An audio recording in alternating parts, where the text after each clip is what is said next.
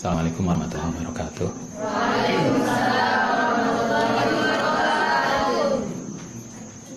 Alhamdulillah, salatu wassalamu ala rasulillah, wala hawla wala quwata illa billah, ma ba'd. Yang saya hormati Gus Ulil ning Inas, tamu undangan, teman-teman santri, koyoke seneng pojokan udah panasan. Yang di mana di tangga naik aja, di sini masih longgar. Nanti lah yang tangga ngantuk jatuh. Naik aja ke ini. Oh, penerima tamu ya. Oke lah. Alhamdulillah kita bisa ketemu. Ini peringatan Isra Mi'raj kita yang kita rencanakan, dan alhamdulillah kemarin karena Gus Ulil dan Neng Inas kesini, akhirnya kita bajak untuk sekalian ke pondok kita.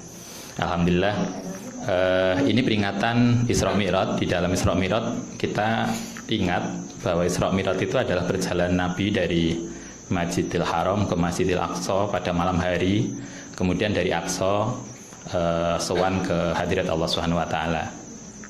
Kalau kita belajar dari situ, maka itu sesungguhnya menunjukkan bahwa kalau kita ingin sowan, ingin hadir di hadapan Allah Subhanahu wa taala, ingin meningkatkan kualitas diri kita, maka tidak ada jalan lain kecuali bahwa malam hari kita harus hadir di hadapan Allah Subhanahu wa taala. Karena itulah di dalam Al-Qur'an kita masih ingat wa minal laili fatahajjat. Di sebagian malam maka kita harus bangun untuk menghadap Allah Subhanahu wa taala, sehingga dengan demikian kita bisa mencapai maqamah mahmudah. Kalau kita ingin maqamah mahmudah tetapi malamnya gak tahu tangi, ketoke juga gak mudah. Karena itulah bangun malam menjadi keniscayaan, apalagi santri. Santri itu ndak ada kerjaan liya toh. Masak yo enggak, nyuci yo bajunya sendiri. Ini nggak ada yang masak, Gus. Masalahnya tuku kabeh. Tuku yang warung. Kecuali yang suka masak Indomie. Nah, artinya kan santri itu kan beda zaman kita dulu. Zaman saya dulu masak dewe, nggo kayu. Nah, sekarang kan nggak ada, sehingga nggak ada kesibukan lain kecuali belajar, dan karena itu malam hari mesti harus ada malam di mana kita bisa sowan ke hadirat Allah SWT. Artinya sekali lagi, kalau kita ingin mencapai maqamah mahmudah, maka malam hari kita harus bangun, tidak ada jalan lain. Malam hari kalau kita ingin sukses akademik, kita juga harus malam hari rajin untuk mendapatkan inspirasi dari Allah SWT. Saya kira sebagian kita ada yang pernah baca bukunya siapa? Montgomery Ward. Di dalam salah satu bukunya dia mengatakan bahwa apa yang dicapai oleh peradaban Islam abad pertengahan itu tidak mungkin hanya karena nalar manusia, karena biasanya nalar manusia itu step by step perkembangannya, tidak ada lompatan yang besar. Karena itu kata Ward, itu tidak mungkin umat Islam yang begitu luar biasa, temuan Tuhan besar abad pertengahan, itu hanya karena kekuatan nalar. Di situ mesti ada campur tangan Tuhan. Pertanyaan kita, bagaimana Tuhan ikut campur tangan dalam penemuan luar biasa? Itu adalah lewat hati, lewat kekuatan spiritual. Dan kita membuktikan hampir semua tokoh sains Muslim itu sekaligus adalah seorang yang mempunyai spiritualitas hebat. Mereka sekaligus seorang sufi. Karena itulah santri itu kan orang yang kuat ke perpustakaan dan kuat bangun malam. Kan begitu. Santri itu kan mocone kuat, mulai pagi sampai sore di perpustakaan, nanti malamnya mulai habis isya sampai subuh.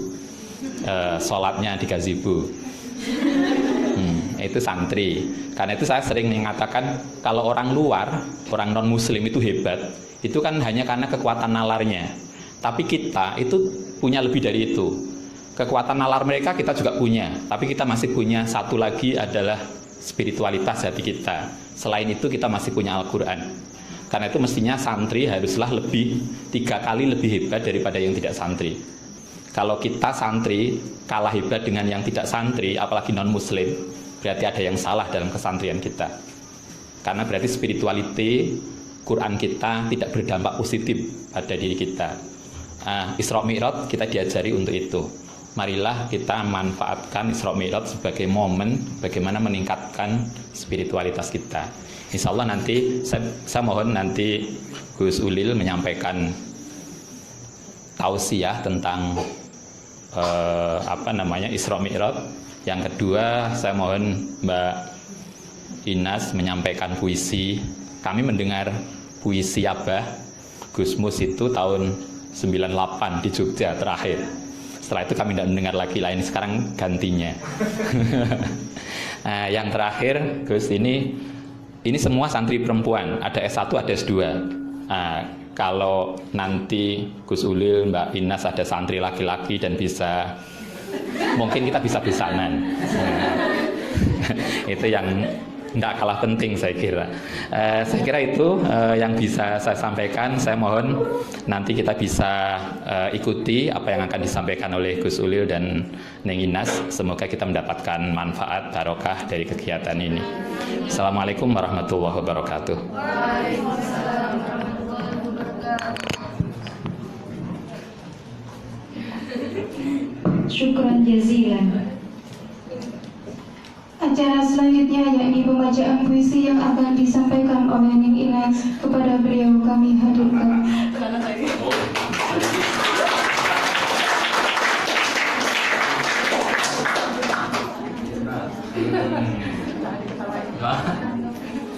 Kita simak ini baik. Assalamualaikum warahmatullahi wabarakatuh. Terima kasih buat Bu Nyai Erik dan Pak Yai Hudori yang telah mengundang kami berdua di pesantren ini. Suatu kehormatan untuk bertemu dengan adik-adik mahasiswa. Sebenarnya saya sudah bilang sama Bu Nyai Erik, saya ini orangnya di belakang kamera. Jadi tidak biasa, jadi gemeteran kan ya. Jadi saya itu biasanya di belakang kamera bertugas ketika live streaming. Mas Ulil ini buat yang belum tahu ya, suami saya ini melakukan live streaming ngaji Ihya dan Bidayatul Mustahid setiap hari Kamis malam Jumat untuk Ihya dan Bidayatul Mustahid setiap Selasa, dan disiarkan secara langsung melalui akun Facebook beliau, Ulil Afshar Abdallah. Jadi saya biasanya berada di belakang kamera, di belakang HP ya.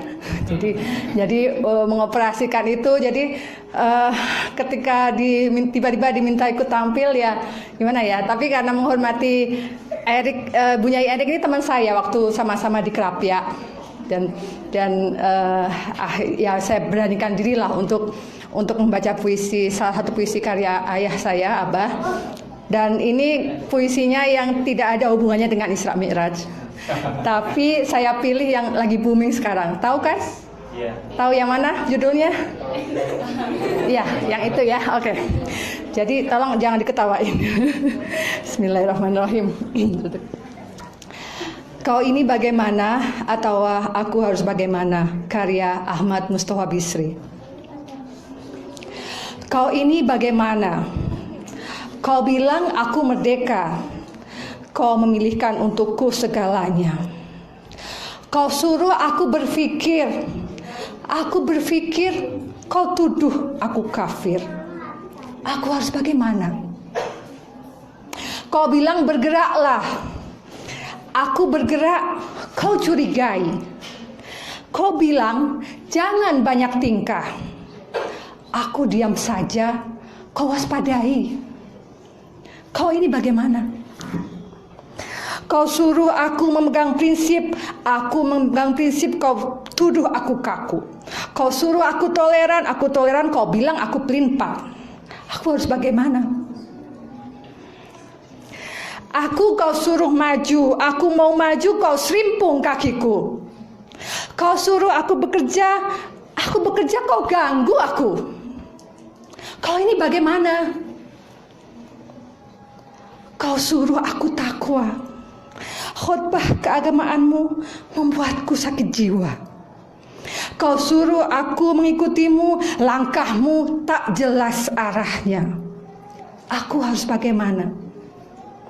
Aku kau suruh menghormati hukum, kebijaksanaanmu menyepelekannya. Aku kau suruh berdisiplin, kau mencontohkan yang lain. Kau ini bagaimana?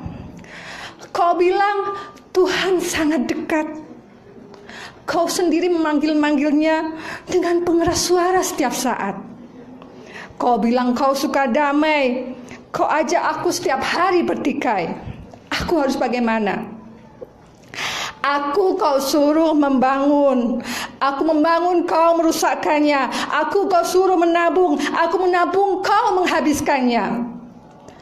Kau ini bagaimana? Kau suruh aku menggarap sawah. Sawahku kau tanami rumah-rumah. Kau bilang aku harus punya rumah. Aku punya rumah, kau meratakannya dengan tanah. Aku harus bagaimana? Aku kau larang berjudi, permainan spekulasimu menjadi-jadi. Aku kau suruh bertanggung jawab. Kau sendiri terus berucap, wallahu a'lam bishawab. Kau ini bagaimana? Kau suruh aku jujur, kau tipu aku. Kau suruh aku sabar, kau injak tengkukku. Aku harus bagaimana? Aku kau suruh memilihmu sebagai wakilku. Sudah aku pilih, kau bertindak sendiri semaumu. Kau bilang, kau selalu memikirkanku. Aku sapa saja kau merasa terganggu. Kau ini bagaimana? Kau bilang bicaralah, aku bicara. Kau bilang aku ceriwis. Kau bilang jangan banyak bicara. Aku bungkam, kau tuduh aku apatis. Aku harus bagaimana? Kau bilang kritiklah. Aku kritik, kau marah. Kau bilang carikan alternatifnya. Aku kasih alternatif, kau bilang jangan mendikte saja. Kau ini bagaimana? Aku bilang terserah kau tak mau. Aku bilang terserah kita, kau tak suka. Aku bilang terserah aku, kau memakiku. Kau ini bagaimana? Atau aku harus bagaimana? Rembang 1987. Assalamualaikum warahmatullahi wabarakatuh.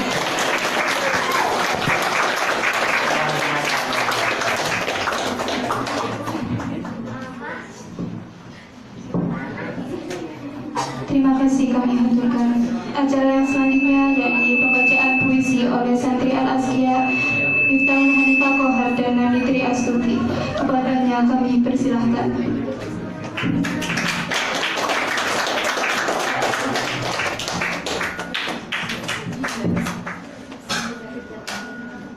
Assalamualaikum warahmatullahi wabarakatuh. Waalaikumsalam warahmatullahi wabarakatuh. Ya Rasulullah, ya Rasulullah, aku ingin seperti santri berbaju putih yang tiba-tiba datang menghadapku, untuk menyentuhkan kedua lututnya pada lutut aku dan meletakkan kedua tangannya di atas paha-paha mudamu. Lalu aku akan bertanya, ya Rasulullah, tentang Islam, ya Rasulullah, tentang imanku, ya Rasulullah, tentang ihsanku, ya Rasulullah, mulut dan hatiku bersaksi tiada Tuhan selain Allah, dan engkau ya Rasulullah utusan Allah. Tapi ku sembah juga diriku, astagfirullah, dan risalahmu hanya ku baca bagai sejarah ya Rasulullah. Setiap jasadku sholat, setiap kali tubuhku bersimpuh, diriku juga yang ku ingat. Setiap saat ku baca sholawat, setiap kali tak lupa ku baca salam. Assalamualaikum ayyuhan nabiyyu wa rahmatullahi wabarakatuh. Salam kepadamu wahai Nabi, juga rahmat dan berkat Allah. Tapi tak pernah ku sadari, apakah di hadapanku kau menjawab salamku? Bahkan apakah aku menyalamimu? Ya Rasulullah, ragaku berpuasa dan jiwaku ku lepas bagai kuda. Ya Rasulullah, sekali-kali ku bayar zakat Dengan niat dapat balasan kontan dan berlipat. Ya Rasulullah, aku pernah naik haji Sambil menaikkan gengsi. Ya Rasulullah, sudah Islamkah aku? Ya Rasulullah, Aku percaya Allah dan sifat-sifatnya. Aku percaya malaikat, percaya kitab-kitab sucinya, percaya nabi-nabi utusannya. Aku percaya akhirat, percaya qada-qadarnya seperti yang kucatat dan kuhafal dari ustaz. Tapi aku tak tahu seberapa besar itu mempengaruhi lakuku. Ya Rasulullah, sudah imankah aku? Ya Rasulullah, setiap ku dengar panggilan aku menghadap Allah. Tapi apakah ia menjumpaiku, sedang wajah dan hatiku tak menentu? Ya Rasulullah, dapatkah aku berihsan? Ya Rasulullah, ku ingin menatap meski sekejap wajahmu yang elok mengelok. Setelah sekian lama, mataku hanya menangkap gelap. Ya Rasulullah, ku ingin mereguk senyummu yang segar. Setelah dahaga di padang kehidupan, hambar hampir membuatku terkapar. Ya Rasulullah, meski secercah teteskan padaku cahayamu, buat bekalku sekali lagi menghampirinya. Terima kasih. Wassalamualaikum warahmatullahi wabarakatuh.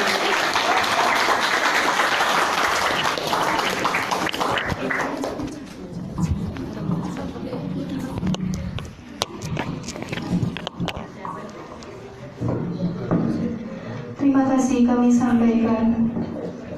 Al-Barnamij As-Sami' Mau'idah Hasanah allati sayuwasilu al-Ustaz Ulil Absar Abdallah. Tafadhal ilayhi.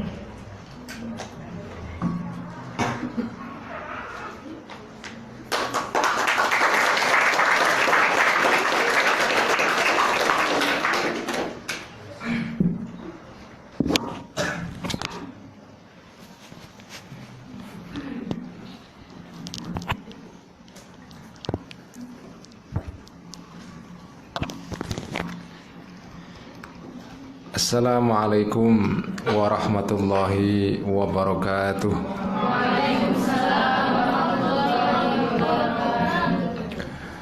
Alhamdulillah, alhamdulillahilladzi hadana lihada wa ma kunna linahtadiya laula an hadana Allah.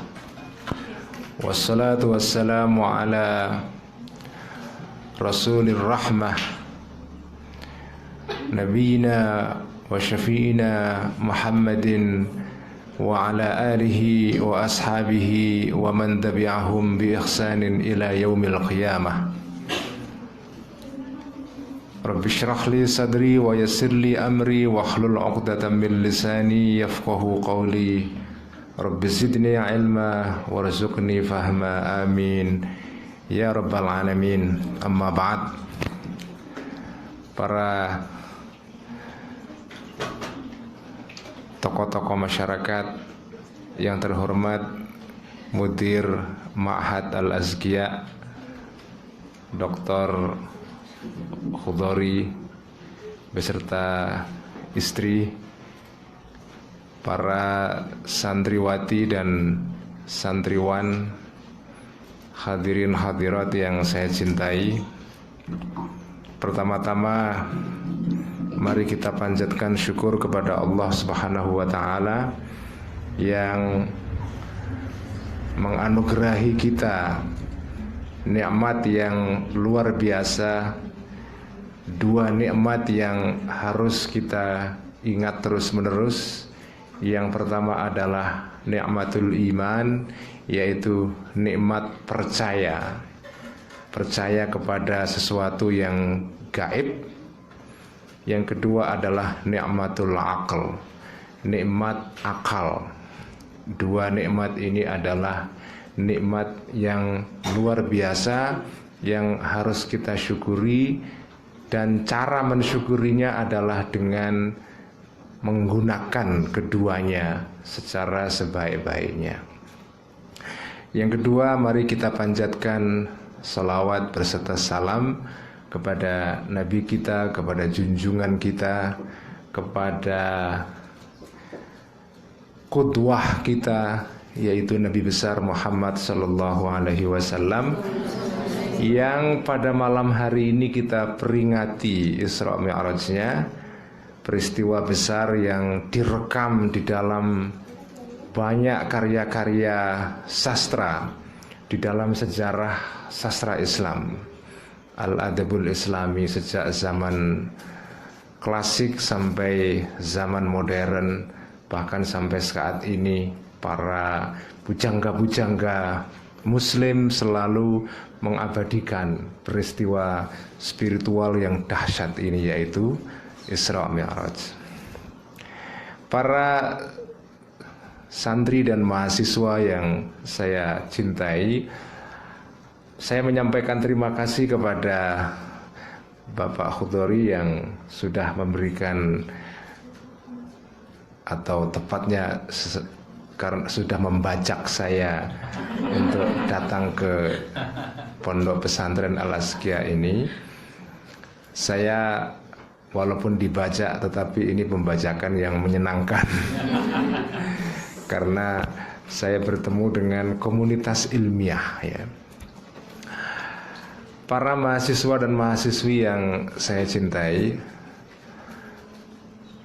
cara terbaik untuk memperingati Isra Mi'raj Kanjeng Nabi Sallallahu Alaihi Wasallam adalah dengan meneladani perjalanan beliau, baik perjalanan yang bersifat sosial politik, ya, tetapi yang lebih penting lagi adalah perjalanan spiritual beliau. Karena Kanjeng Nabi itu diutus ke dunia ini pertama-tama bukan untuk mendirikan suatu negara atau mendirikan suatu orde politik atau suatu tatanan politik. Tatanan politik itu hanya merupakan hasil atau merupakan dampak, tapi dia bukan merupakan tujuan utama. Tujuan utama Kanjeng Nabi diutus, ya, untuk datang ke dunia ini, tujuan pokoknya adalah, ya, menegakkan ajaran tiga ajaran penting yang direkam dengan cukup baik di dalam hadis riwayat Sayyidina Umar ibn Khattab yang ada di dalam hadis Arba'in Nawawi nomor 2 kalau tidak salah, ya, yaitu ajaran tentang pertama adalah iman, yang kedua adalah Islam, tetapi itu semua merupakan tangga untuk meraih suatu tingkatan yang lebih tinggi, yaitu yang disebut dengan ihsan, ya. Pertama adalah iman, kedua adalah Islam, ketiga adalah ihsan. Nah, cara terbaik mengenang Isra Mi'raj adalah mengenang perjuangan Nabi untuk menegakkan tiga tatanan ini. Tatanan iman, tatanan Islam, tetapi puncaknya adalah tatanan ihsan. Tatanan iman seperti kita tahu semua itu adalah tatanan yang merupakan fondasi, ya.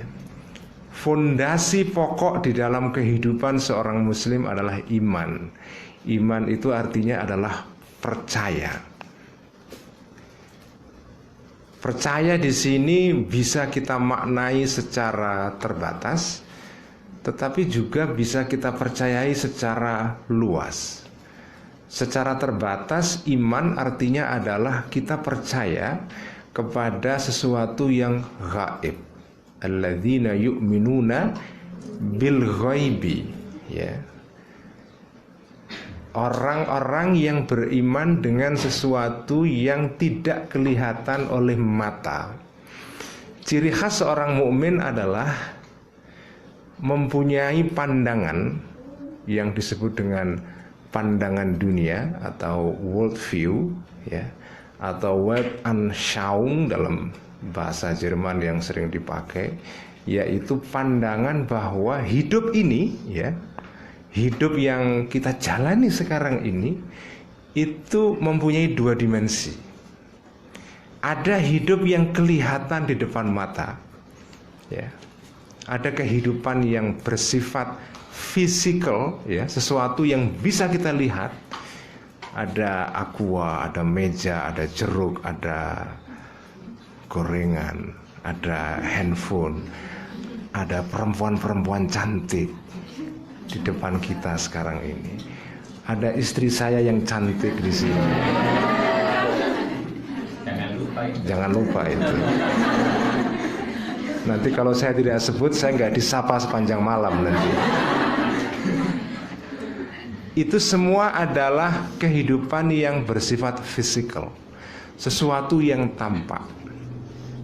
Tetapi seorang beriman, ya, ini penting sekali, terutama bagi teman-teman yang, ya, saya yakin semua ini di sini mahasiswa, ya. Ini cara pandang yang penting untuk kita ingat. Mungkin kita selama ini menganggap ini sepele dan tidak pernah kita pikirkan. Konsekuensi orang beriman adalah melihat dunia ini tidak secara satu dimensi, ya. Dunia itu tidak one dimensional, tidak satu dimensi, tidak satu sisi. Dunia itu atau kehidupan yang dijalani oleh manusia sekarang ini itu dimensinya ada dua, yaitu dimensi yang kelihatan. Tetapi dimensi yang kelihatan ini bukan dimensi yang paling penting, ya. Dimensi kehidupan yang kita lihat sehari-hari ini, yang kita jalani dari sejak kita lahir sampai kita meninggal, itu bukan merupakan dimensi yang paling penting. Bukan berarti tidak penting, tetapi bukan yang paling penting. Yang lebih penting daripada yang kelihatan ini adalah sesuatu yang tidak kelihatan, yang merupakan fondasi dari yang kelihatan. Itu cara atau ciri khas berpikir orang yang beriman. Yang tidak kelihatan itu lebih penting daripada yang kelihatan. Itu konsekuensi orang yang beriman dalam pengertian yang terbatas, ya. Kita beriman kepada sesuatu yang gaib sebagai fondasi dari kehidupan di dunia ini. Seorang yang beriman, ya, itu melihat yang kelihatan itu dipandang sebagai, istilahnya dalam Islam disebut dengan ayah. Bukan ayah artinya bapak, ya. Ayah artinya apa? Tanda, sign. Yang kelihatan itu merupakan pertanda yang menunjukkan kamu, Anda sekalian, untuk menuju kepada yang tidak kelihatan. Jadi bagi orang yang beriman, segala yang tampak ini itu adalah sign. Itu adalah al-ayat. Kalau dalam bahasa orang-orang sufi disebut dengan semua ini adalah tajalli. Namanya adalah tajalli, dari kata kerja tajalla ya tajalla, tajallian tajalli. Tajalli artinya adalah penampakan. Ini bukan penampakan setan, ya, tapi ini penampakan dari sesuatu yang gaib, yang merupakan dasar dari kehidupan yang kelihatan. Yang kelihatan ini semua adalah merupakan pertanda, merupakan ayatun, ya, ya. Inna fi dzalika laayatan liulil albab. Orang-orang yang punya pikiran, punya akal, orang yang punya kecerdasan itu ketika melihat yang kelihatan ini tidak berhenti di situ. tetapi dia menembus kepada sesuatu yang ada di sebaliknya. Karena itu segala yang nampak ini adalah merupakan tanda, sign kepada yang tidak kelihatan, yaitu Allah Subhanahu wa Ta'ala sebagai fondasi, sebagai asal usul dari segala yang ada di dunia ini. Kehidupan yang tampak ini bagi seorang muslim itu bukan merupakan tujuan pokok, tetapi tidak bisa ditinggalkan. Orang tidak bisa menuju kepada Allah tanpa melalui yang tampak ini.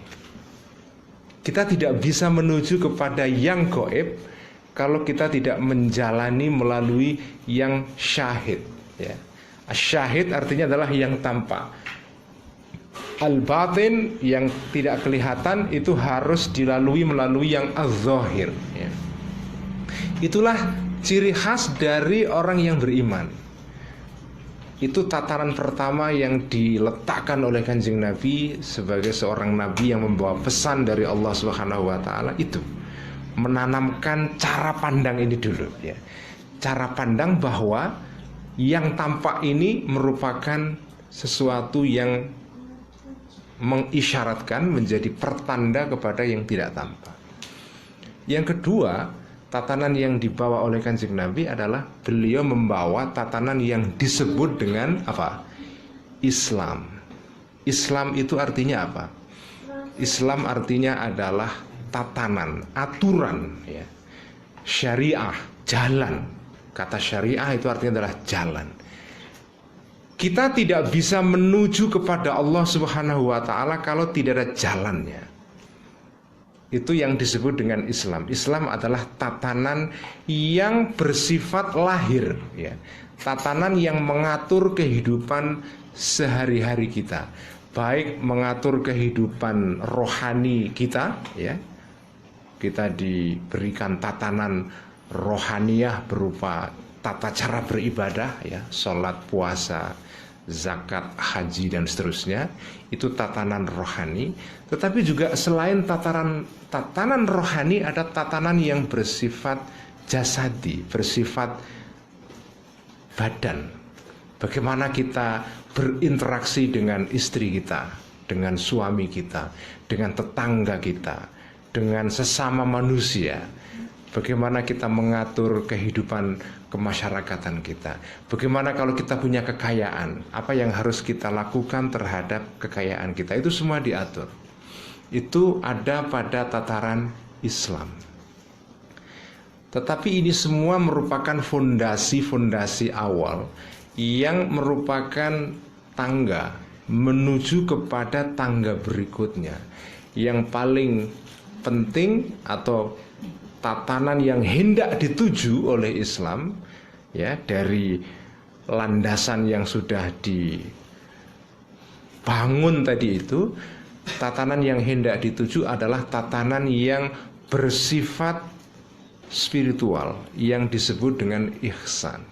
Ihsan itulah inti dari keberagamaan yang seharusnya, ya, mencirikan seorang muslim. Ihsan itu artinya adalah apa? Dalam hadis yang sangat terkenal, ya, tentang pertemuan Kanjeng Nabi dengan malaikat Jibril, al-ihsan itu didefinisikan sebagai anta'budallaha ka'annaka tarahu wa illam takun tarahu fa innahu yaraka.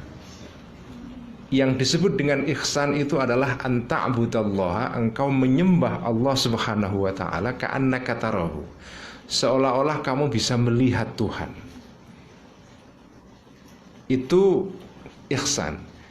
Kalaupun kamu tidak bisa mencapai makom itu, makom menyembah seolah-olah kamu melihat Allah, maka sekurang-kurangnya kamu punya perasaan, punya kesadaran bahwa wa illam takun tarahu, jika engkau tidak mampu mencapai level engkau bisa melihat Tuhan ketika engkau menyembah Tuhan, maka minimal kamu itu sadar bahwa fa innahu yaraka, bahwa Tuhan itu melihat kamu. Jadi tataran yang tertinggi adalah kamu melihat Tuhan. Ya. Jadi manusia naik ke atas melihat Tuhan. Itu bisa kita sebut dengan mi'raj dalam pengertian yang lain. Ya. Ketika kita menyembah Allah, itu kita mi'raj kepada Allah. Karena itu disebut dalam sebuah hadis, as-salatu mi'rajul mu'minin. Salat itu merupakan mi'rajnya orang-orang yang beriman. Jadi kalau Kanjeng Nabi mi'raj, kalian sebagai umatnya juga bisa mi'raj. Ya, kalian bisa juga mi'raj, yaitu dengan cara menyembah Allah, tetapi dengan kesadaran. Tidak semua salat itu merupakan mi'raj. Orang bisa salat setiap hari, tapi belum tentu salatnya merupakan mi'raj. Karena supaya salat kita itu menjadi mi'raj, harus memenuhi beberapa kualifikasi. Ya, tidak bisa semua salat itu dianggap sebagai mi'raj. Salat yang memenuhi kualifikasi mi'raj itu dibahas di dalam kitab Ihya Ulumuddin oleh Imam Ghazali, di dalam kitab Asroris Shalah, kitab tentang rahasia-rahasia salat. Ya. Nah, supaya kita bisa salat dan salat kita menjadi mi'raj, ya, supaya kita seperti Kanjeng Nabi, ya. Kalau Kanjeng Nabi mi'rajnya ke langit 7, ke Sidratul Muntaha sampai bertemu dengan Allah, maka mi'rajnya kita tidak seperti itu, tetapi mi'raj kita adalah kita menjalankan salat dengan kesadaran yang tadi disebut Kanjeng Nabi itu, anta'budallaha ka'annaka tarahu. Itulah salat yang bisa menjadi mi'raj. Ketika engkau salat, ketika engkau beribadah, tidak hanya salat, puasa, haji, zakat dan seterusnya. Ketika engkau beribadah, itu engkau seolah-olah ka'annaka tarahu. Ka, ya. Ka di sini artinya adalah menandakan kamu tidak melihat secara langsung fisik, tetapi batin kamu, ya, kekuatan batin kamu, rohani kamu itu melihat Allah. Itu adalah tataran tertinggi. Tapi kalau tidak bisa sampai kepada situ, ya, minimal kita punya kesadaran, punya consciousness. Kita punya kesadaran, itu penting. Punya kesadaran bahwa Allah itu melihat kita. Nah, inilah ihsan. Ini sebetulnya tatangan tertinggi yang ingin ditegakkan Kanjeng Nabi di dunia ini. Apa hasil dari orang yang menjalani 3 hal tadi itu, yang hidup dengan 3 tatanan tadi itu, iman, Islam, ihsan, itu apa? Orang yang punya atau menjalani 3 tatanan ini, ujungnya adalah orang ini hidup dengan sebuah etika, dengan akhlak. Itulah sebabnya kenapa Kanjeng Nabi ketika diutus itu deklarasinya adalah innama bu'ithtu liutammima makarimal akhlak. Aku diutus ini tujuan akhirnya adalah supaya saya ini liutammim. Apa kata utammim itu maknanya? Kenapa Kanjeng Nabi itu kok menyebutkan adalah liutammim? Liutammim, untuk menyempurnakan. Kenapa liutammim? Kenapa Kanjeng Nabi tidak mengatakan misalnya bu'ithtu misalnya bu'ithtu saya diutus misalnya untuk menanamkan akhlak misalnya, ya, li abdzura budzural akhlaki fi ummati, saya menanamkan akhlak di dalam umatku misalnya. Kenapa tidak menggunakan redaksi seperti itu? Kenapa kok redaksinya itu liutammima? Kenapa Kanjeng Nabi mengatakan saya diutus untuk menyempurnakan akhlak? Kenapa tidak saya ingin mengajarkan akhlak atau membangun akhlak, atau kenapa liutammima? Kenapa?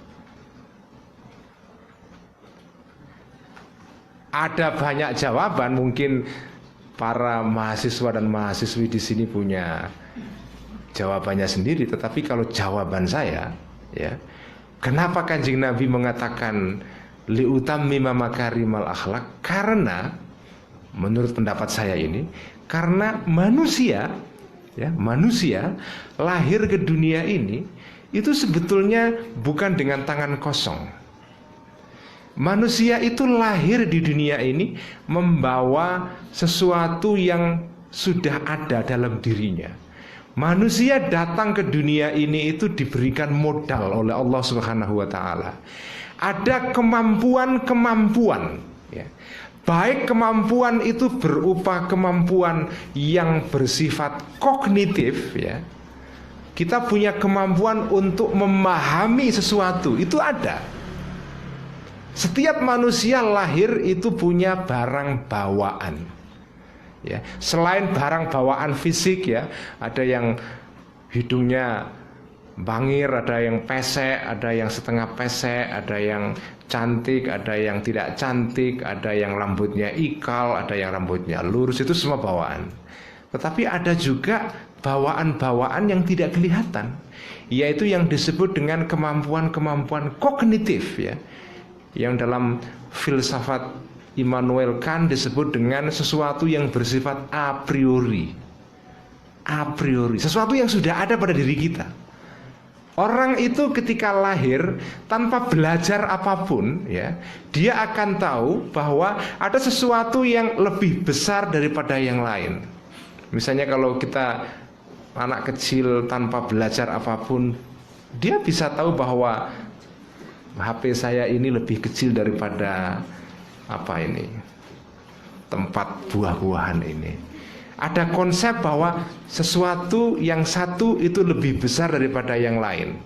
Yang satu lebih besar, yang lain lebih kecil, atau yang satu lebih kecil, yang lain lebih besar, ya. Konsep tentang hal-hal sederhana, bahwa dua itu lebih besar daripada satu, ya, tiga lebih besar daripada dua, dan seterusnya. Itu yang disebut dengan sesuatu yang bersifat bawaan. Tetapi selain itu ada hal-hal bawaan yang bersifat, ya, bersifat moral. Di dalam diri manusia itu ada bawaan-bawaan yang memberikan kepada kita pengertian tentang baik buruk. Itu sudah ada. Saya menghormati orang tua, konsep menghormati orang tua itu ada secara alamiah pada manusia, ada. Jangankan pada manusia, pada binatang pun ada. Ya, di dalam diri manusia itu ada sifat-sifat yang bersifat bawaan, yang dalam bahasa modern disebut dengan given, ya. Sesuatu yang terberi, itu ada. Dalam setiap manusia itu ada sesuatu yang bersifat given. Tetapi itu semua itu merupakan barang-barang bawaan yang masih merupakan bahan mentah. Itu seperti apa? Seperti kayu yang harus diolah supaya menjadi meja, menjadi kursi, menjadi macam-macam. Almari, menjadi kusen, menjadi jendela, menjadi pintu, dan seterusnya. Kita mempunyai barang-barang bawaan yang fungsinya, ya, itu seperti sesuatu yang merupakan bahan mentah, seperti kayu terhadap meja, terhadap kursi, terhadap almari, dan seterusnya. Artinya apa?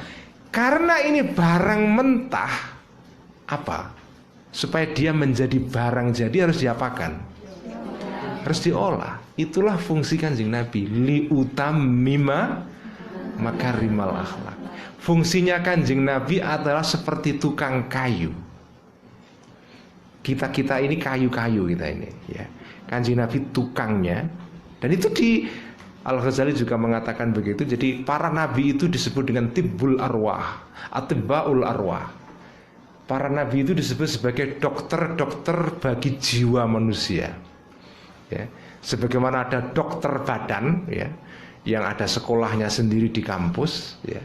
Ada juga atibbaul arwah, ada dokter-dokter spiritual.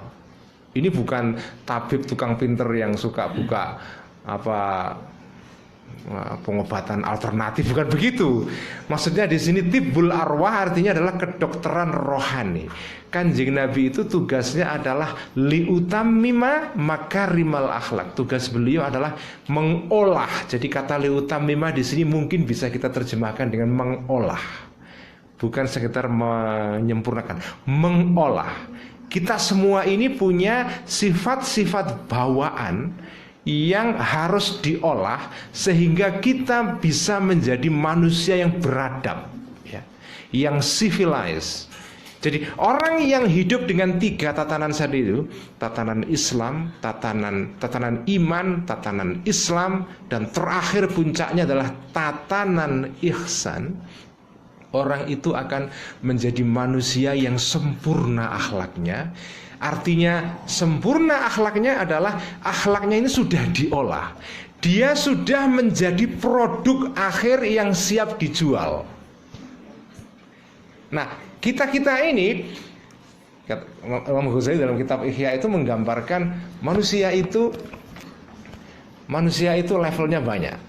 Ada orang yang itu bisa disebut dengan, atau bisa kita sebut sebagai orang, atau dalam bahasa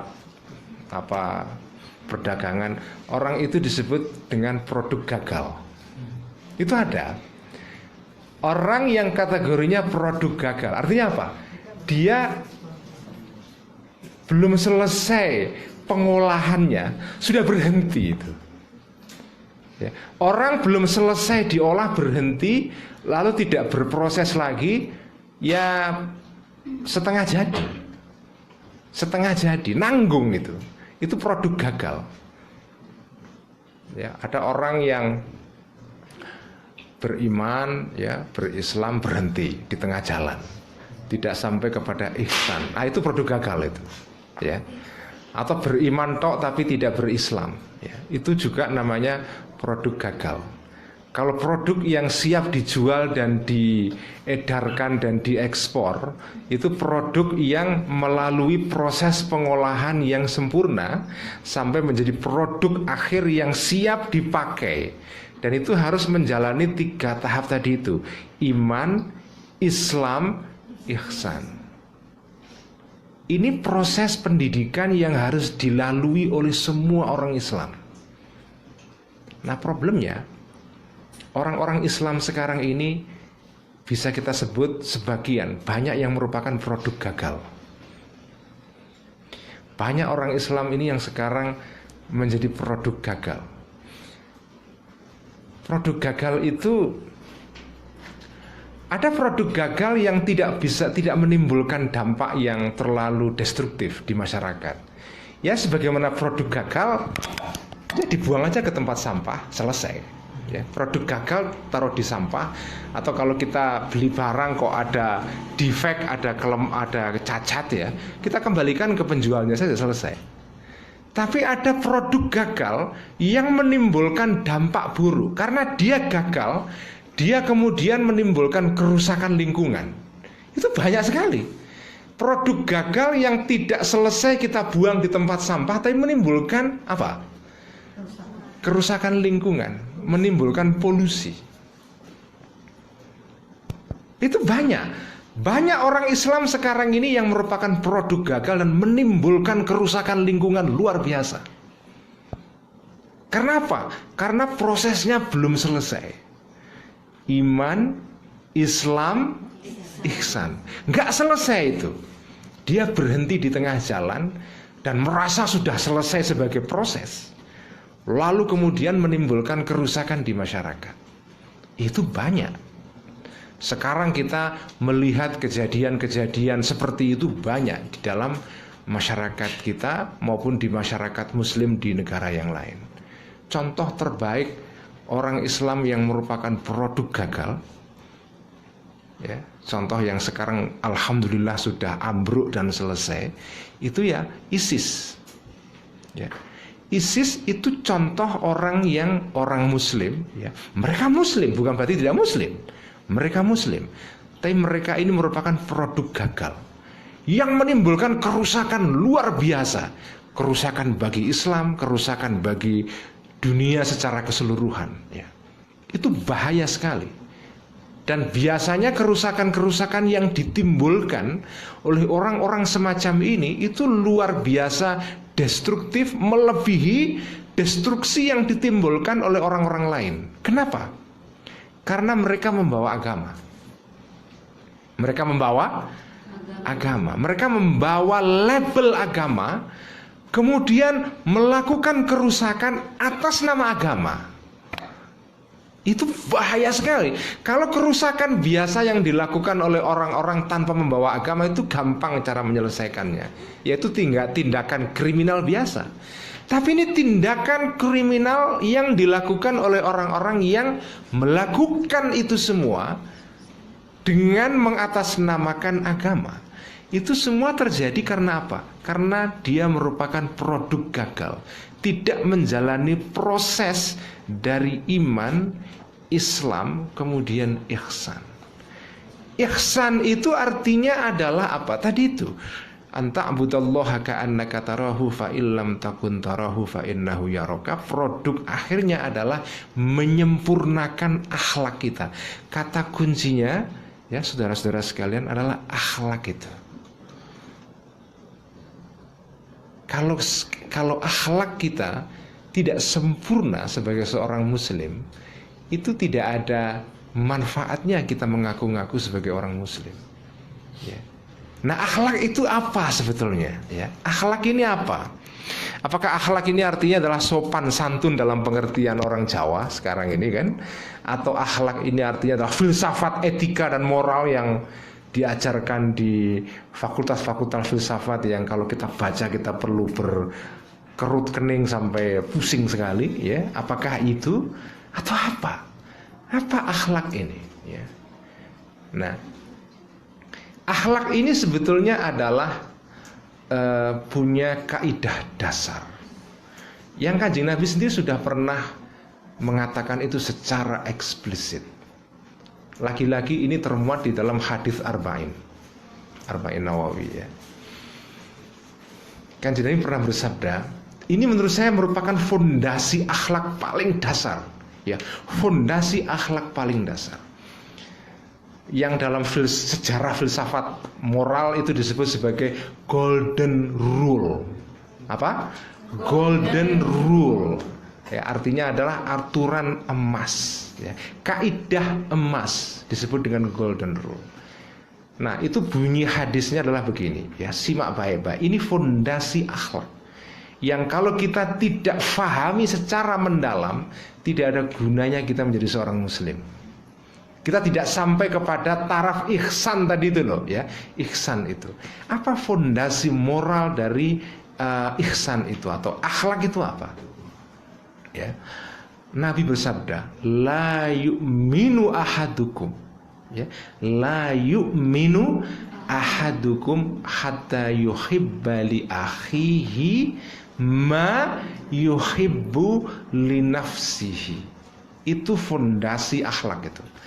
La yu'minu, tidak beriman ahadukum, kalian semua ini, ya, hatta yuhibba li akhihi, sampai orang itu imannya itu, ya, imannya itu sampai kepada tahap begini, hatta yuhibba li akhihi ma yuhibbu li nafsi, sampai dia itu menyukai, ya, bagi teman-temannya ini, orang-orang lain, hatta yuhibba li akhihi, dia suka teman-temannya yang ada di sekelilingnya mengalami sesuatu, mempunyai sesuatu, melihat sesuatu, ya, mengalami sesuatu yang dia sendiri itu suka kalau mengalaminya.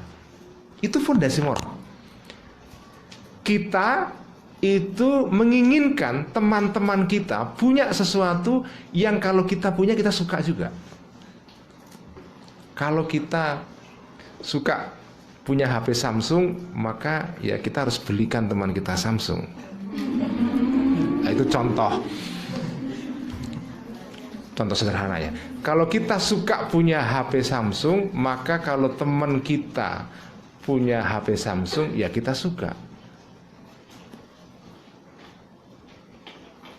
Yang terjadi kadang-kadang kan berbeda. Kalau ada teman kita punya sesuatu yang baik, kita apa? Malah benci. Nah, ini ujian iman yang paling tinggi itu. Kita suka teman-teman kita punya sesuatu yang kita juga suka kalau punya itu. Itu bukan barang yang sederhana. Karena itu perlu latihan terus-menerus. Karena itu nggak mudah. Kita perlu memaksa diri kita melatih terus-menerus. Kita bisa sampai ke tahap itu. Orang-orang itu kalau punya sesuatu yang kita suka, punya sesuatu itu kita bahagia. Dengan kata lain, kita ikut bahagia jika teman-teman kita bahagia. Atau berusaha membahagiakan orang-orang di sekitar kita. Dan kita juga tidak suka melakukan sesuatu yang kalau sesuatu itu dilakukan kepada kita nggak suka juga. Kalau kita nggak suka diomongi tidak baik. Nah, sekarang kan kita hidup di zaman medsos ya. Kalau kita nggak suka status di Facebook kita dinyinyiri, ya. Kalau kita nggak suka status Facebook kita itu dimaki-maki, ya jangan memaki-maki orang lain. Kalau kita nggak suka status kita itu dibajak orang lain, diakui orang lain, di copy paste kemudian diakui sebagai milik dia. Nah, sekarang kan banyak sekali itu. Ya, ada status bagus banget tapi saya nggak bisa bikin kayak gitu. Kan sekarang copy paste, saya akui sebagai milik saya, kan belum tentu orangnya juga tahu juga. Ya, kalau kita tidak suka barang kita diakui oleh orang lain, ya jangan melakukan sesuatu itu kepada orang lain juga. Jadi itu fondasi moral yang paling penting, itu fondasi akhlak. Intinya jangan lakukan sesuatu kepada orang lain apapun jenisnya, sesuatu yang kamu tidak suka orang lain melakukan itu kepada kamu. Dengan kata lain, di dalam filsafat moral itu disebut dengan prinsip resiprokalitas. Prinsip resiprokalitas, timbal balik. Itu intinya akhlak. Kalau kamu tidak suka sesuatu dilakukan kepada kamu, ya jangan melakukan sesuatu itu kepada orang lain.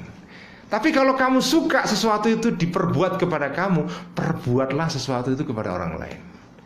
Hidup yang bermoral adalah hidup yang didasarkan kepada prinsip resiprokalitas, timbal balik. Orang yang hidup pengennya, kehendaknya saja yang diikuti orang lain, tapi tidak melakukan sebaliknya, itu bukan hidup yang bermoral itu. Itu bukan ihsan itu. Hidup yang ihsan, ya, kehidupan yang ihsan, ya, yang paling puncak dari tatanan yang hendak dibangun Kanjeng Nabi ini adalah kita timbal balik, ya. Bukan kita ini ngugemi, ya, kita mengikuti kehendak kita saja, memaksa orang lain mengikuti kita, tapi kita nggak pernah mempertimbangkan pendapat orang lain. Sebab ini berlaku pada semua tingkatan, orang tua, anak, pemimpin, rakyat, bos, bawahan, santri, guru, dosen, mahasiswa, semua. Prinsip resiprokalitas itu berlaku pada semua level kehidupan. Nggak bisa misalnya kita sebagai orang tua, ya, saya sebagai being a parent, saya sebagai orang tua meminta anak saya untuk mendengarkan pendapat saya apapun. Tapi kita tidak pernah mendengarkan pendapat anak kita. Itu bukan ihsan itu. Itu bukan ihsan. Dosen inginnya didengarkan ceramahnya, kuliahnya, tapi kalau ada mahasiswa nanya nggak pernah diperhatikan. Itu bukan dosen yang ihsan itu. Ya. Itu dosen yang otoriter. Begitu juga sebaliknya mahasiswa. Mahasiswa kepingin kemauannya diikuti dosen, ya kadang-kadang ada dosen yang baik sekali sehingga apapun mahasiswa menginginkan sesuatu diikuti, didengarkan semua pendapatnya dan aspirasinya. Tapi mahasiswanya tidak memperhatikan aspirasi dosen, ya itu juga salah. Itu bukan resiprokal, itu bukan timbal balik. Penguasa ingin rakyatnya mengikuti kebijakan dia, tapi penguasanya tidak mendengarkan rakyatnya. Seperti digambarkan dalam puisinya Gusmus tadi itu. Aku harus bagaimana? kau bilang aku harus berpikir. Begitu aku berpikir, kau anggap aku kafir. Nah, jadi ngewoi. Nah, kehidupan yang tidak ihsan tuh ngewoi. Ngewoi itu apa sih? Bikin repot itu kan. Susah, rempong kalau bahasa kekiniannya itu, rempong. Kehidupan yang tidak ihsan itu rempong banget karena tidak resiprokal. Tidak ada timbal balik antara kita dengan orang lain. Karena kehidupan yang resiprokal itu prinsipnya apa? Prinsipnya adalah intersubjek. Intersubjek, antar subjek. Tidak subjektif. Kalau subjektif itu saya sendiri yang kepengen diikuti semua kemauan saya, itu namanya subjektif. Tapi kalau intersubjektif artinya adalah ada subjek banyak dan masing-masing ini menghargai yang lain. Itulah namanya ihsan itu. Nah, kalau kita tidak bisa mengikuti tatanan seperti ini, maka kita sebagai orang muslim itu bukan orang muslim yang sempurna proses pengolahannya tadi itu, melainkan orang muslim yang merupakan produk gagal itu. Dan itu bisa bahaya ya. Jadi cara terbaik menurut saya memperingati Isra Mi'raj ini adalah meneladani perjuangan Nabi untuk menegakkan tatanan ini. Bagaimana kita bisa menegakkan 3 tatanan ini dalam semua aspek kehidupan yang kita jalani, baik kehidupan personal maupun kehidupan yang bersifat sosial. Itulah cara terbaik untuk memperingati Isra dan Mi'raj. Karena apa sih artinya Isra itu? Isra itu kan jalan di darat, Mi'raj jalan ke langit. Jalan di darat, jalan ke langit. Itu sebetulnya kan simbol ya. Manusia itu kehidupannya itu kan ya terdiri dari 2 unsur ini kan. Jalan di darat, tetapi itu nggak cukup. Kalian itu nggak cukup hanya jalan di darat saja. Ikhtiar lahir itu nggak cukup itu, tetapi harus disempurnakan dengan tadi itu ihsan. Ihsan itu sebetulnya adalah gerak ke atas menuju kepada sumber kehidupan. Itu yang disebut dengan Mi'raj. Kalau Anda hanya jalan di darat saja, Isra saja, minal masjidil harami ilal masjidil aqsa, atau min Malang ila Surabaya, atau itu semua Isra itu ya. Anda jalan dari Malang ke Surabaya itu Isra secara lugawi ya. Anda jalan dari Surabaya ke Jakarta naik kereta itu Isra. Dari Jakarta ke Singapura itu Isra. Artinya jalan yang bersifat horizontal. Jalan kehidupan sehari-hari ini itu namanya adalah Isra itu. Itu nggak cukup. Meskipun itu penting, nggak bisa. Kalau kita tidak melakukan itu, kita tidak menjalani syarat pokok di dalam kehidupan kita sebagai manusia. Kita harus melakukan perjalanan. Isra artinya apa? Artinya adalah kita bergaul bersama orang-orang lain. Ya. Yang tadi itu prinsipnya adalah resiprokal itu, timbal balik itu. Menghormati, saling menghargai, saling toleransi dan seterusnya. Tapi itu tidak cukup. Karena pada satu titik kamu harus naik ke atas, berjumpa dengan Tuhan, supaya kamu bisa merasakan kehadiran Allah. Kayak tadi itu, ka'annaka tarahu fa illam takun tarahu fa innahu yaraka. Kalau hidupmu belum sampai kepada level itu belum sempurna sebagai seorang manusia itu. Jadi manusia yang sempurna adalah yang pertama Isra, yang kedua Mi'raj. Kalau Isra tok nggak cukup, atau Mi'raj tok tapi tidak pernah Isra, itu juga nggak cukup. Kenapa Kanjeng Nabi itu setelah Mi'raj sampai ke langit 7, naik ke Sidratul Muntaha, bertemu dengan Allah Subhanahu wa Ta'ala, kok balik ke dunia lagi itu? Padahal sudah naik ke batu, melihat pemandangan yang indah, kok turun lagi ke mana, daerah mana ini? Jaya Suko yang dempet-dempetan rumahnya berdesak-desakan, ngapain kesini itu? Kan mending di puncak Gunung Kelut melihat keindahan sekitar malam hari, kan ini nikmat sekali, tenang, tidak ada kebisingan, kan? Kenapa kok Kanjeng Nabi turun lagi harus macet-macetan di jalan, kan? Berhadapan dengan kehidupan sehari-hari yang rempong banget gitu. Kenapa? Ya, karena Isra dan Mi'raj itu dua proses yang saling meniscayakan, saling mengandaikan. Nggak bisa hanya Isra tok, nggak bisa hanya Mi'raj tok. Kamu Isra butuh Mi'raj, tapi setelah Mi'raj kamu butuh Isra lagi gitu.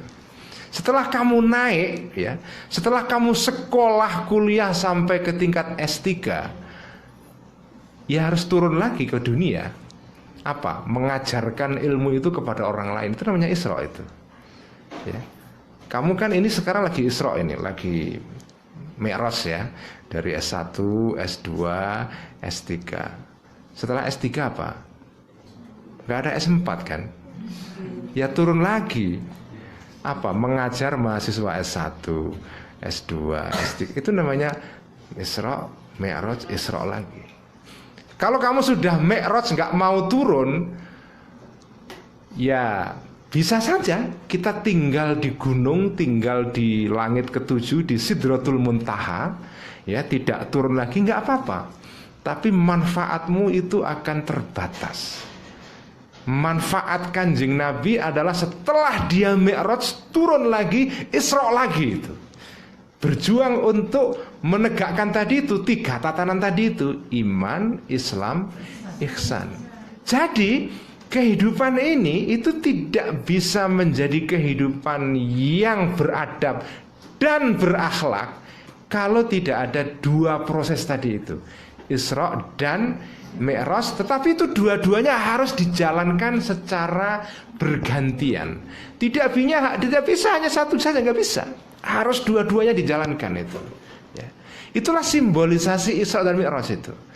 Jadi kita bisa meneladani Isra dan Mi'rajnya Kanjeng Nabi dengan tadi itu, melakukan 2 kegiatan tadi itu. Isra kita berjalan bersama orang-orang lain di dalam kehidupan sehari-hari, dalam kehidupan sosial. Tapi kita Mi'raj dalam pengertian kita meningkatkan kualitas diri kita, sehingga setelah kita naik kualitas kita, kita mengajak orang-orang lain untuk juga naik kualitasnya itu. Itulah sebetulnya pesan dan misi pokok dari Kanjeng Nabi diutus di dunia ini, menyempurnakan kehidupan dunia ini supaya kehidupan ini makin berakhlak, makin beradab, makin menjadi kehidupan yang manusiawi, bukan kehidupan yang bersifat hayawani, tapi yang insani ya. Ada kehidupan yang hayawani, yang bersifat hewan biasa. Ya, hewan itu punya kehidupan juga, tapi itu bukan kehidupan yang diinginkan oleh agama ya. Apa sih intinya kehidupan hayawani itu? Kalau kita mau pikir-pikir itu, saya akan tutup ceramah saya dengan mengungkapkan tentang ciri-ciri kehidupan yang hayawani, bukan yang insani. Apa ciri-ciri kehidupan yang hayawani itu? Kehidupan yang hayawani itu ciri-cirinya adalah antara lain ya,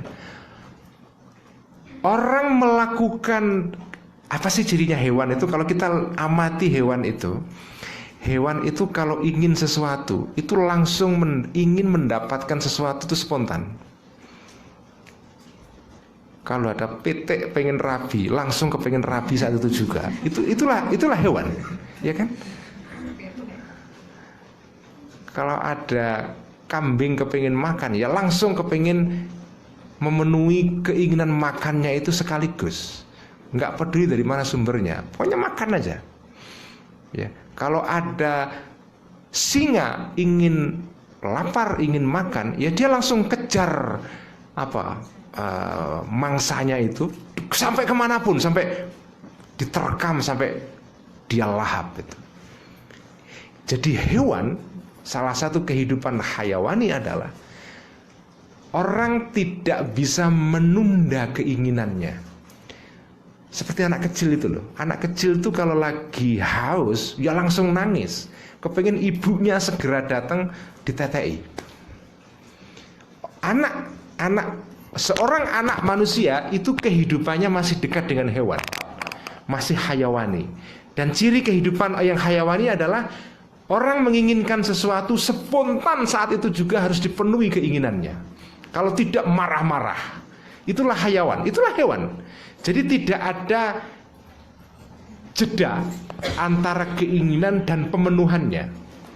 Keinginan dan pemenuhan keinginan itu jaraknya pendek sekali. Kalau tidak dipenuhi keinginannya, marah luar biasa. Itulah hewan. Nah, itu bukan kehidupan yang diinginkan Kanjeng Nabi dan Islam dan agama secara umum ya. Kehidupan yang diinginkan oleh Islam adalah kehidupan yang membuat seorang manusia bisa menunda keinginannya sehingga dia tidak terburu-buru melakukan sesuatu.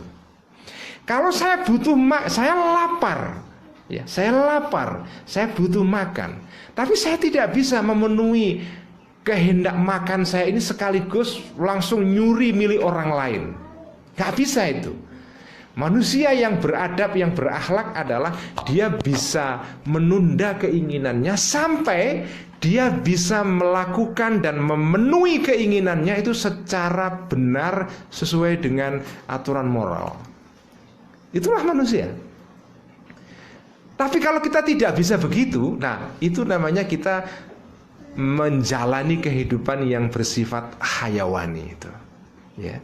Jadi kehidupan yang hayawani adalah kehidupan yang ciri-cirinya antara lain orang kepingin melakukan sesuatu, ingin dapat sesuatu, langsung cepat ingin mendapatkan itu.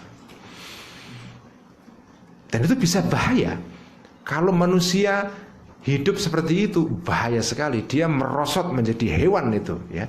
Hewan itu cirinya begitu itu. Kalau dia ingin sesuatu, langsung cepat ingin dia peroleh sesuatu itu tanpa memperhitungkan perasaan orang-orang di sekitarnya, tanpa memperhitungkan hak milik orang-orang di sekitarnya dan seterusnya. Nah, manusia itu tidak begitu.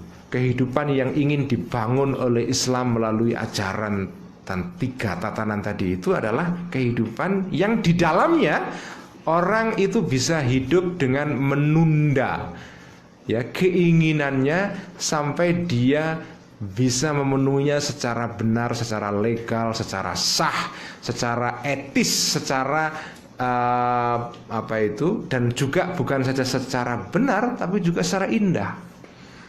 Kita pengen punya baju, misalnya, ya, manusia punya keinginan berpakaian.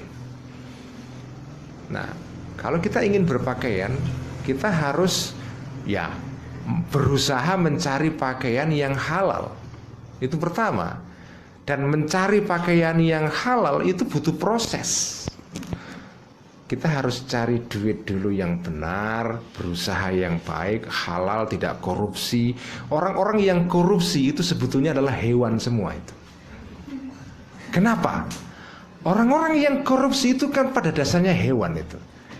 Karena mereka punya keinginan yang besar sekali, kepingin memiliki benda-benda barang-barang mewah, tapi tidak punya sesuatu untuk meraih itu. Cara tercepat melakukan itu dengan cara korupsi. Itu hewan. Hewan itu ingin sesuatu langsung ingin dapat segera. Nah, korupsi itu sebetulnya adalah cerminan ya dari perilaku hewan itu. Jadi para koruptor itu pada dasarnya adalah hewan semua, bukan manusia itu. Ya, itu hewan semua, bukan manusia. Ya, produk gagal semua itu. Meskipun mereknya Haji, ya, meskipun mereknya meskipun jidatnya sampai sujud hitam sekali, tapi kalau korupsi itu hewan itu. Ya, itu nggak ada korelasi antara ibadahnya dia dengan perilakunya. Nah, itu bukan begitu, itu bukan ihsan. Itu orang yang berhenti di Islam saja itu. Itu produk, makanya saya kata itu produk gagal. Dia berhenti di Islam saja tapi tidak naik ke ihsan. Karena ciri-ciri ihsan tadi itu hidup yang bermoral, berakhlak, ya. Yang ciri-cirinya tadi salah satunya kita tidak hidup seperti hewan. Kalau kita pengen sesuatu, kita harus menjalani proses. Kita ingin baju, ya harus menjalani proses. Kita punya uang yang halal. Dan setelah kita memperoleh baju, ya, kita kepengen baju yang bukan sekedar diperoleh dengan halal, tapi juga baju yang sesuai dengan tubuh kita, dengan corak kulit kita. Kalau kulit kita coklat, itu warnanya apa yang cocok, kan gitu kan. Tidak sekedar pokoknya pakaian gitu kan. Kan ada pakaian yang pantas, ada yang enggak gitu kan. Makanya karena itu ajaran Quran itu kan halalan tapi juga thayyiban. Halal itu artinya adalah meraih sesuatu secara benar. Tetapi thayyiban itu juga penting. Thayyiban itu apa? Dapat baju halal tapi juga keren, sesuai dengan ukuran kita, pantas gitu kan. Bukan baju yang mismatch, yang nggak pantas, yang nggak match itu ya. Pakai baju merah atasnya, bawahnya putih gitu kan nggak cocok banget itu, nggak apa itu. Tapi di sini kayaknya match semua bajunya ini. Jadi itu halalan thayyiban itu adalah itu ciri-ciri kehidupan yang beradab itu. Halalan itu artinya adalah jalannya benar sesuai dengan hukum. Thayyiban secara estetik itu enak dipandang. Nah orang Islam yang berihsan itu ya begitu. Dia itu menjalankan sesuatu yang sesuai dengan hukum, tapi juga pantas secara estetik. Makanya orang Islam yang tidak estetik itu ya agak diragukan itu ihsannya itu. Kalau ada orang Islam kok tidak suka kesenian itu, ya itu kok rasanya agak diragukan itu ke estetikannya itu. Karena Kanjeng Nabi itu orang yang kata Kanjeng Nabi, innallaha jamilun yuhibbul jamal.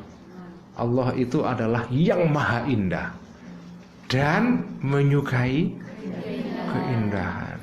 Jadi kalau saya suka lihat perempuan cantik ini adalah bukan itu maksudnya. Ya, innallaha jamilun yuhibbul jamal. Allah itu maha indah dan menyukai keindahan. Itu thayyiban itu tadi itu halalan thayyiban ya. Nggak cukup hanya halal, halal itu benar, tapi thayyiban itu juga unsur yang penting. Setelah benar kita berlaku yang pantas. Karena itu di dalam Islam itu ada yang disebut ajaran yang disebut dengan ma'ruf ya. Amar ma'ruf nahi mungkar. Apa itu ma'ruf itu? Amar ma'ruf, memerintahkan sesuatu yang ma'ruf. Apa itu ma'ruf itu? Ma'ruf itu sesuatu yang secara uruf, secara kebiasaan ya. Dari kata urfun, sesuatu yang diketahui, sesuatu yang secara kebiasaan itu dianggap pantas dilakukan itu. Itulah namanya ma'ruf ya. Sesuatu yang di dalam masyarakat itu sudah diterima sebagai tindakan yang pantas dilakukan ya. Sesuatu yang sesuai dengan adat masyarakat situ dianggap baik gitu ya. Jangan lupa loh, Islam itu tidak memusuhi adat. Adat yang dimusuhi Islam ada, yaitu adat yang melanggar agama. Tapi adat masyarakat yang baik itu tidak boleh dimusuhi. Kalau ada orang memusuhi adat masyarakat, nah itu berarti dia belum sampai kepada tingkat ihsan tadi itu. Kan banyak sekarang kelompok-kelompok Islam yang memusuhi adat masyarakat itu ya. Wah ini adat apa?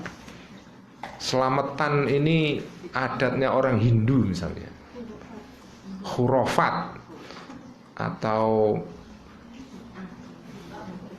orang berselawat kepada Nabi kemudian memakai lagu-lagu yang berasal dari apa kebiasaan masyarakat di situ, itu dianggap sesuatu yang bid'ah dan seterusnya.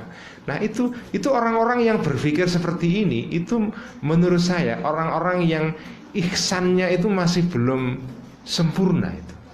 Karena ihsan itu antara lain konsekuensinya adalah membuat orang-orang itu menyadari ya, pentingnya tadi itu konsep halalan thayyiban ya, halal tapi juga estetik ya, secara kesenian dia indah ya. Karena Allah itu innallaha jamilun yuhibbul jamal. Saya kira itu yang bisa saya sampaikan sebagai hikmah Isra Mi'raj ya.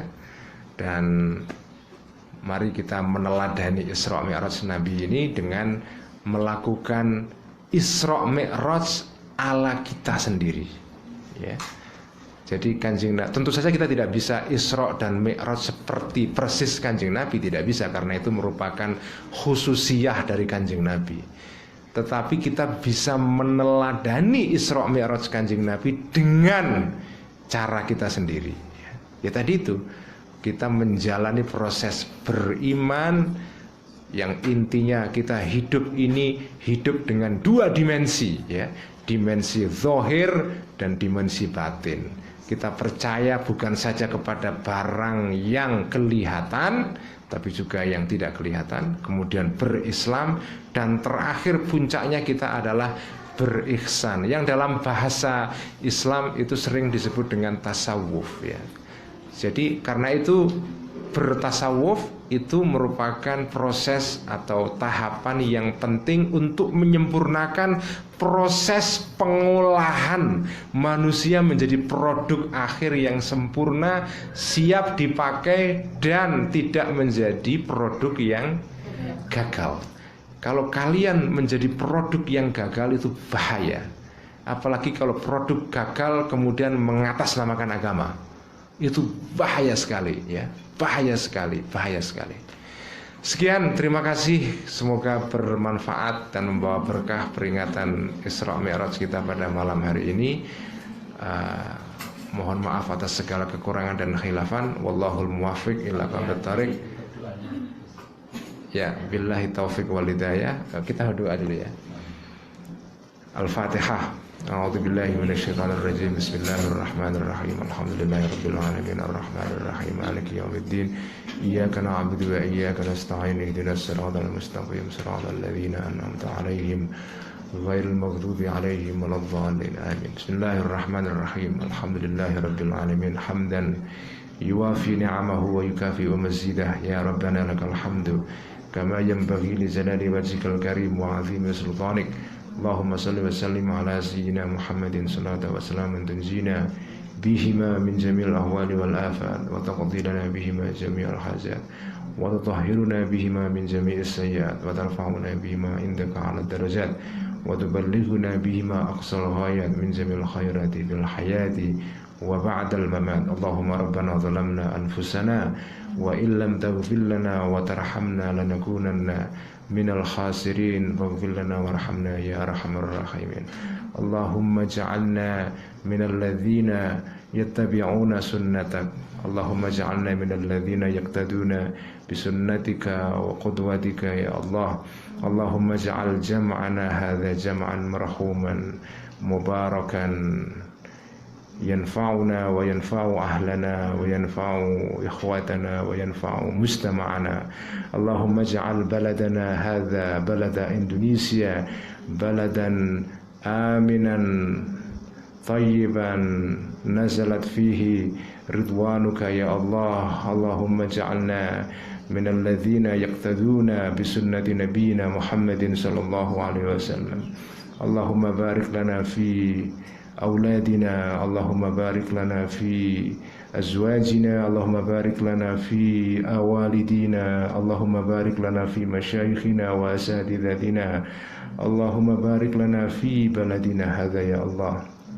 اللهم إنا نسألك علما نافعا ورزقا طيبا وعملا متقبلا اللهم يا الله اللهم أرنا الحق حقا وارزقنا اتباعه وأرنا الباطل باطلا وارزقنا اجتنابه اللهم فقهنا وأولادنا في الدين وعلمنا وإياهم التأمين اللهم لا تدع لنا ذنبا إلا غفرته ولا هما إلا فرجته ولا مريضا إلا شفيته ولا فقيرا إلا أغنيته ولا جاهلا إلا علمته ولا حاجة من حوائج الدنيا والآخرة إلا قضيتها يا أرحم الراحمين. ربنا هب لنا من أزواجنا وذرياتنا قرة أعين واجعلنا للمتقين إماما. ربنا آتنا في الدنيا حسنة وفي الآخرة حسنة وقنا عذاب النار. رب اختم لنا بخاتمة السعادة أجمعين.